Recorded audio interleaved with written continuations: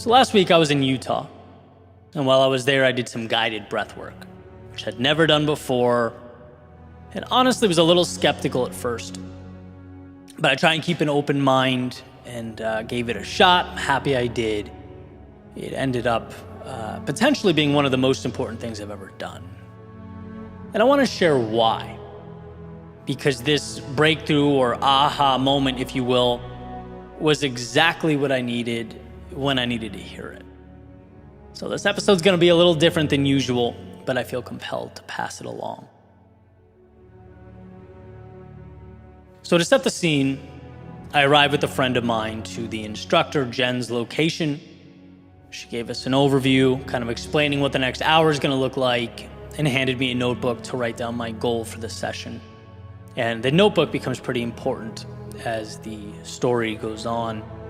But I opened it and I wrote what I'd like to use this session to reflect on. It happened to be the walls that I have a tendency to build around myself, right? That day, that felt like the most pertinent obstacle in my life. I saw it as an opportunity to push back against that reality that human beings love to create normal and then latch onto it. And that's not ideal, because when we do that, we stop looking for places to grow, we stop pushing, we stop seeking to live life to the fullest.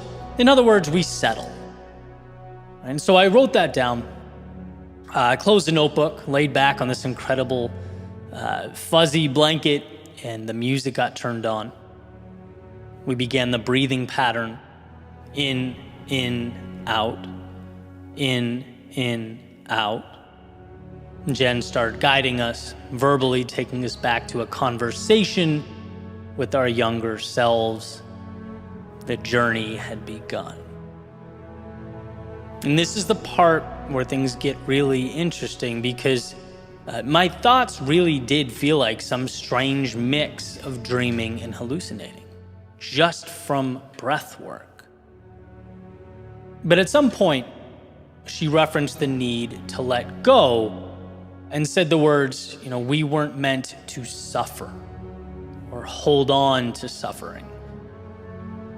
And that really cut deep, because I know there are so many places where I've rationalized continuous suffering in my life. I'd speculate that in some way, we all do. When the hard thing or the uncomfortable thing, when they stop being stepping stones and instead just become the way things are, becomes a concession. Hey, this doesn't feel good, but it's my life. This person holds me down, but it's how things are. I don't like doing this every day. It eats at me, but hey, life, am I right?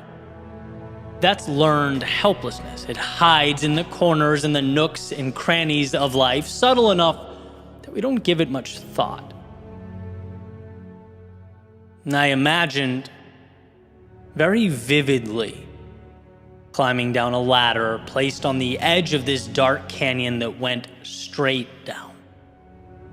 Down, down, down.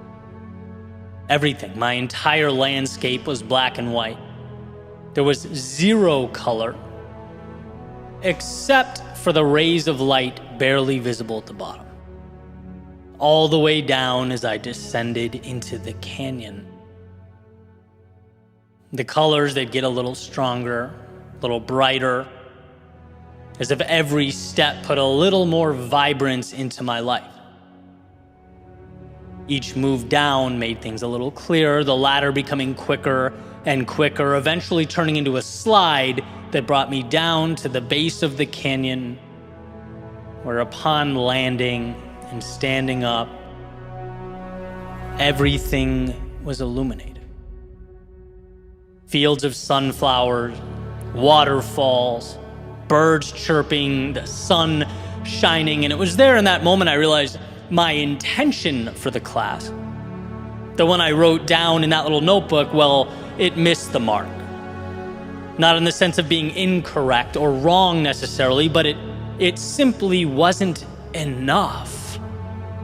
See, at the root of it all, or at the bottom of that canyon, existed life with the courage to love yourself. Not just accept yourself, not just be okay with your existence, but love yourself. With all your faults and your struggle, with all your mistakes and your history,